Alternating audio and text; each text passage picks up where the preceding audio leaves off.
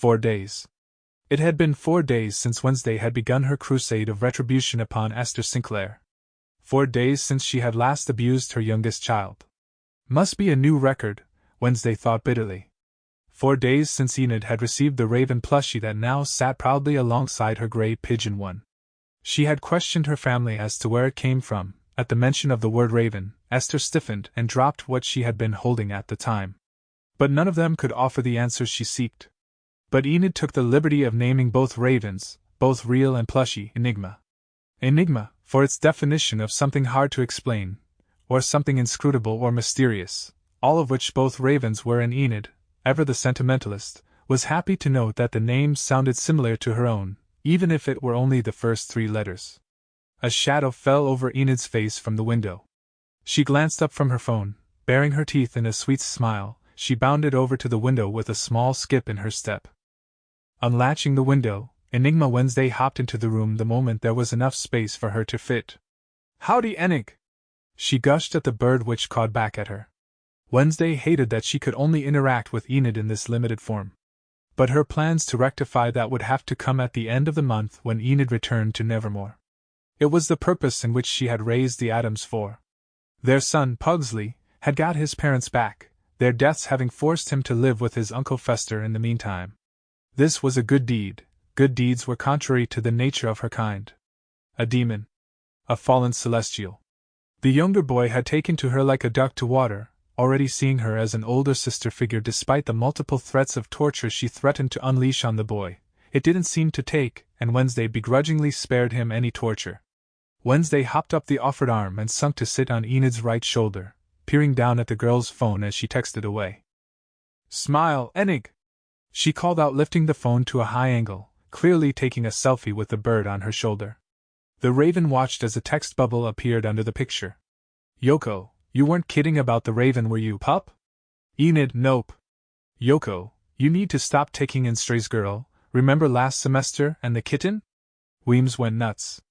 Enid sighed before tapping out a response. "Enid, that was different.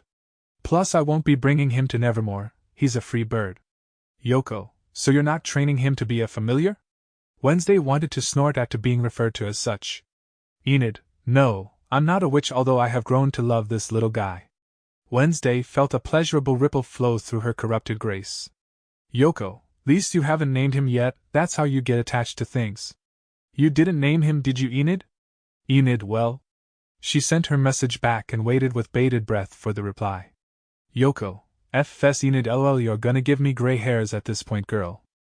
Enid snorted as her fingernails tapped out a reply. "Enid, stop being so dramatic, you're stealing my thunder." Enid could just imagine the vampire rolling her eyes. "Yoko, yeah, look, I gotta go, TTYL?" "Enid, always." Zoxo. Enid set the phone by her side and sighed. There wasn't much left to do that day. Wednesday sat on her shoulder for the rest of the day. As dusk rolled around, she was set down on the windowsill by the werewolf. Soon enough nighttime fell, and Wednesday, confident that the girl was now asleep in her bed, raven plushie clutched to chest possessively. She made her move. Unfurling her wings, she made her way up to the 3rd-story window and stood. Esther Sinclair was sat against the headboard, engrossed in a book. Wednesday slapped her beak against the window, making the older woman jump out of her skin. Her face paled as she saw the raven that was haunting her every day, stood shrouded in shadow, its face contorted unnaturally in the malicious smile that stuck with her in her quietest moments. Wednesday felt pleasure ripple through again as she started to slam her beak against the window, bloodying its face with splinters of glass as Esther watched in increasing horror and fear as the bird mutilated its own body to get through the cracks in the window glass, letting out unnatural bird shrieks as it did so.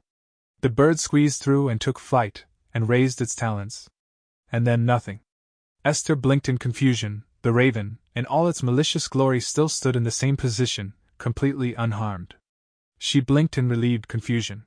What Esther didn't know was that Wednesday really did just do that, but with a bit of magic here and there, slowing down her perception of time to a standstill. She had repaired the window and healed her body of the self-mutilation. Sure, she could induce hallucinations that did the same thing, but nothing could beat the heart-pounding terror of reality, which she was about to get an even heavier dose of. She looked up again. The book fell, forgotten, from her hands, as the raven stood there no more. Instead there was Wednesday, perched on the inside of the room, her blackened eyes, unblinking and lacking humanity. "Howdy, Esther Sinclair," the demoness spat out. "Murray! Murray!" Esther screamed, scrambling away from the window. Murray Sinclair rushed into the room from their ensuite bathroom, claws extended, to see Wednesday perched on the window. Before he could make a step closer, Wednesday lazily waved her hand, inducing the man into a forced slumber that he would not awake from. "That was a very dumb idea on your part, Esther," Wednesday mocked, slinking off the window, her feet touching the carpeted floor. Esther could do nothing but whimper. "I did what you asked," her voice pleading. "I have not hurt Enid again," she said, slowly backing away from the demoness.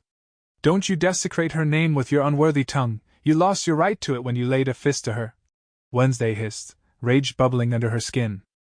"But you are correct, nonetheless. You haven't abused your own child for the last 4 days. But Wednesday's eyes glittered evilly. "However, that doesn't mean you have atoned for the sin of the past, and she must be avenged of that. How could one so vile produce a person of such?" Wednesday paused for a moment, searching for the words to describe. "No. I don't think any words could do her justice." Wednesday stalked round the front side of the double bed, her eyes never leaving that of her prey. "I saw the stars being born, I saw the beauty that was the universe be made, and yet that pales to everything that she is. Do you understand now, Esther Sinclair? Do you understand? I saw the majesty that was the universe being brought to bear. And yet the only thing I care about is that disgustingly colorful rainbow fast asleep downstairs." Wednesday unsheathed her knife. "Which is why I have to protect that purity, of all things you have done to her, that you continue to do to her, and yet she is still pure of heart, begging for forgiveness and love. Be thankful you haven't defiled that." Wednesday held Esther in place with her magics as she stalked round the side of the bed. Esther whimpered, knowing what was coming.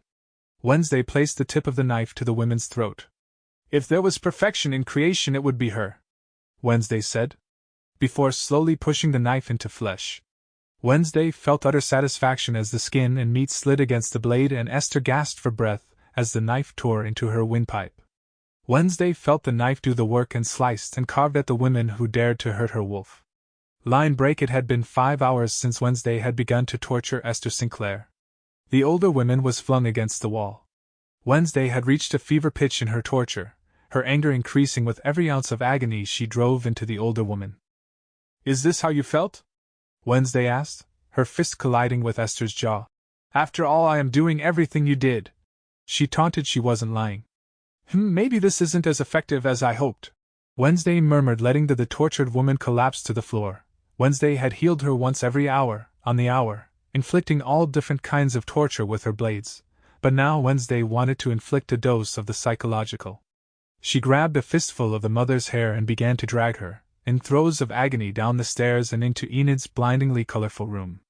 The blonde was deep within her covers, still in the depths of sleep, Wednesday's magic serving to keep the girl in a concoction of pleasurable thoughts and dreams, keeping her under the lull of sleep, not allowing her to awake. She was going to withdraw memories of Enid's abuse and make Esther relive them through her daughter's perspective. Esther whimpered at the foot of Enid's bed. Wednesday peered into Enid's mind, her mental barriers offering the familiar presence no resistance as she entered the blonde's mind. She was dreaming. She was running on all fours as a wolf through a colorful forest of flowers, from deep reds to watery blues and sunset orange. This was the reflection of her soul, and Wednesday watched with fondness as the wolf came to a stop and tilted its head curiously. The wolf was the buried version of Enid. This was the wolf that hadn't revealed itself to the world yet. And Wednesday gulped as she realized the wolf was looking right at her. That shouldn't be possible. The wolf's blue eyes softened at the sight of Wednesday, before bones and flesh began to crack and reform, leaving Enid Sinclair in its wake. Enid's eyes fell onto Wednesday. While pretty, the words tumbled out of Enid's mouth before she could stop them. Wednesday instantly began to blush. Jesus Christ, she thought, I'm not going to survive. Wednesday stiffened and Enid's face lit up red and she stammered, word vomit coming straight from her mouth with her hands held up in front of her. Not that I think Gulp. It's just that Enid took a breath. Can we start again? Her voice both small yet high-pitched. Neither of them noticed the words gay panic light up in bright red letters in the sky. Wednesday's eyebrow arched up in amusement. She was just as beautiful here as she is in real life. Enid sighed as she calmed down her breathing. Have we met before? I feel like I know you. Wednesday was both impressed and concerned. The wolf and Enid had extrasensory perception, meaning both Enid and wolf had formed a bond with her through her shape as Enigma the raven. Even in her human form, the wolf could recognize her to a degree. This was unexpected and something she should have compensated for, but her desire to punish Esther had superseded the more logical and rational parts of her brain, dousing them in a desire for revenge and bloodlust. No, I'm afraid not. Wednesday already had formulated a plan on the fly for this. You sure? Because this feels familiar, Enid said with a giggle. That giggle did things to Wednesday that unbecoming of her.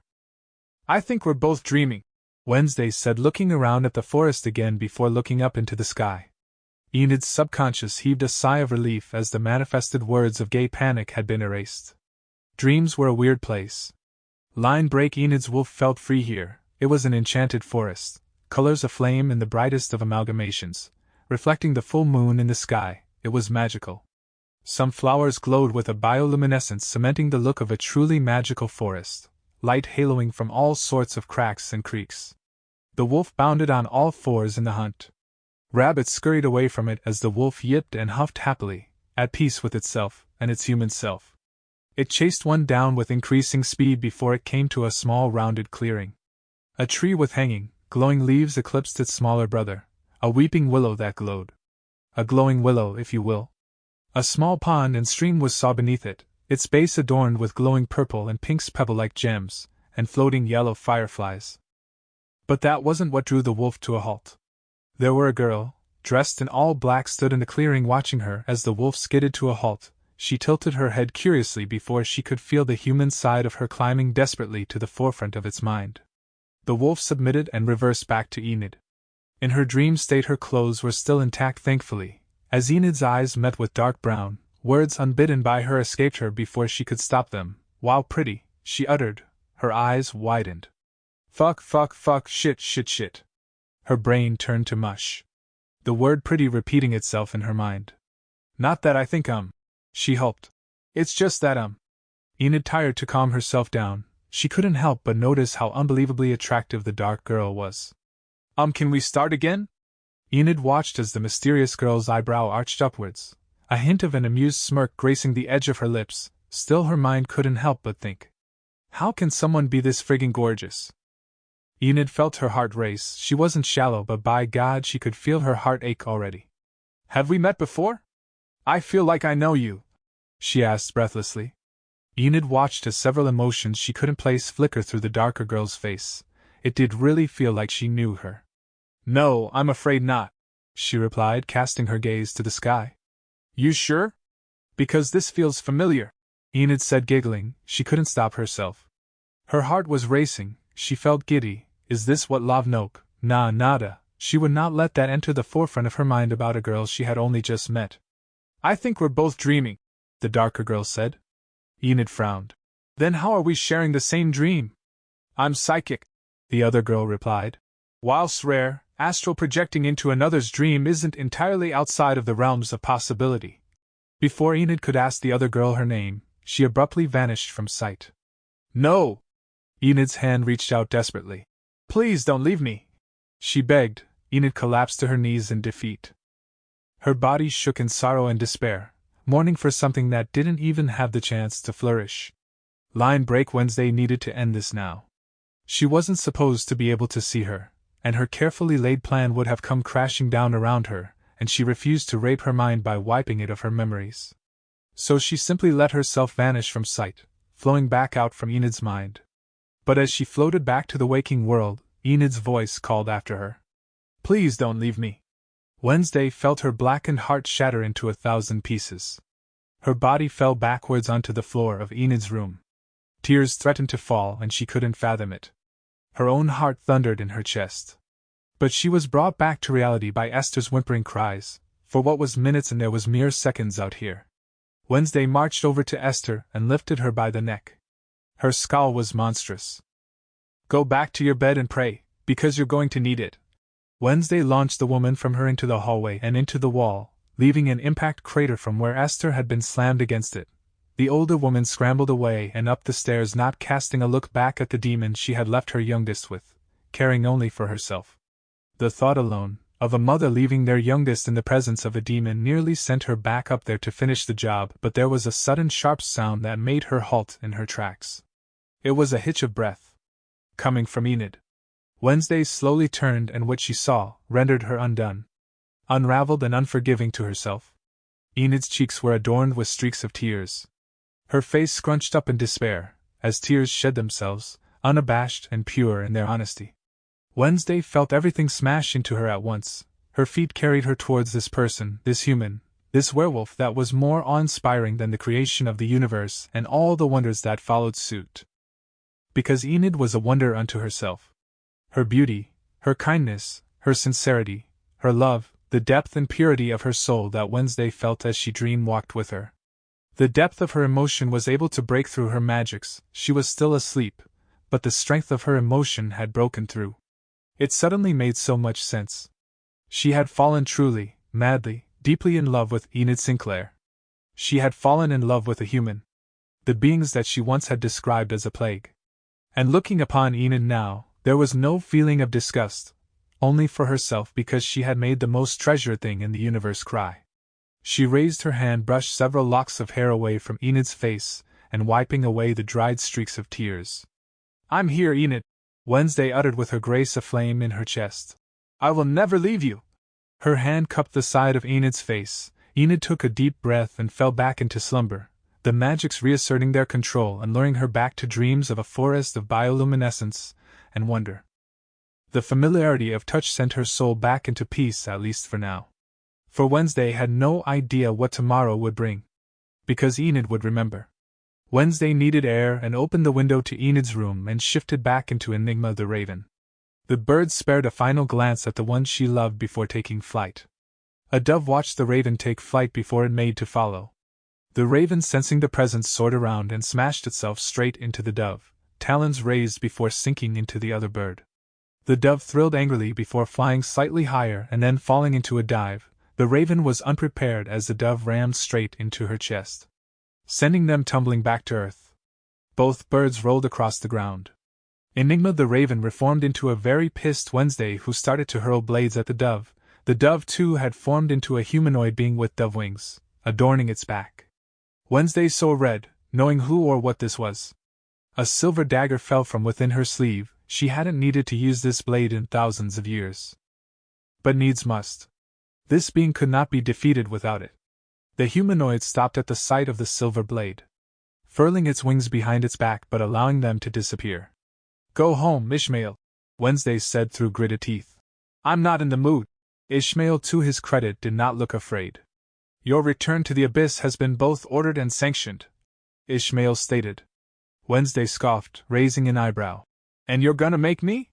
Ishmael frowned. "You're torturing a human, Sadash," he began. "Do not call me that."